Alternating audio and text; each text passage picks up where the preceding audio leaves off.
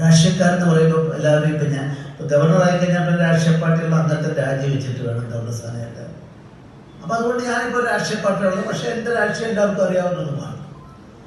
അപ്പം ഈ രാഷ്ട്രീയ പ്രവർത്തനത്തിലൂടെ കിട്ടുന്ന അനുഭവത്തിൻ്റെ സാക്ഷ്യപത്രം അത് പരാജയമായാലും, പരാജയത്തെ പറ്റി തെരഞ്ഞെടുപ്പിൽ മത്സരിച്ചു തോറ്റതിനെ കുറിച്ച് നമ്മുടെ മണി സി കാപ്പ പറയുകയുണ്ടായി.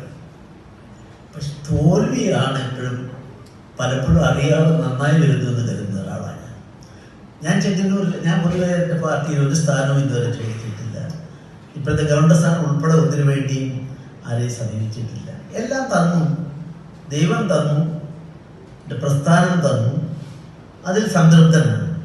പക്ഷെ ചെങ്ങന്നൂരിൽ എന്നെ നിർബന്ധപൂർവ്വം പ്രസ്ഥാനം നിശ്ചയിച്ചു. എനിക്ക് വേറെ മാർഗം ഉണ്ടായിരുന്നില്ല, ഞാൻ സ്ഥാനാർത്ഥിയാവുള്ളൂ. അപ്പം അവിടെ 2006 തെരഞ്ഞെടുപ്പിൽ ഞാൻ മത്സരിക്കുന്ന പാർട്ടിക്ക് കിട്ടിയ വോട്ട് 7000 മറ്റോ ആണ്.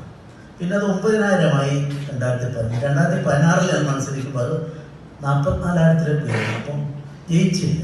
ഏതാനും വോട്ടുകളൊക്കെ കിട്ടി ജയിക്കുമായിരുന്നു.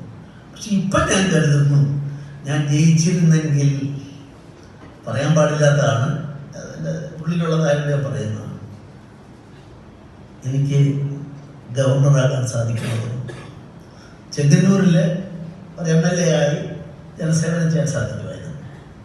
പക്ഷെ അപ്പോൾ വ്യക്തിപരമായി അവിടെ തോറ്റത് കൊണ്ട് എനിക്കൊരു ഗവർണർ സ്ഥാനം കിട്ടിയെന്നുള്ളതാണ് വസ്തുത. അപ്പം തോൽവി, പരാജയം കൂടുതൽ ശക്തമായി മുന്നോട്ട് പോകാനുള്ള വഴികാട്ടിയാണ്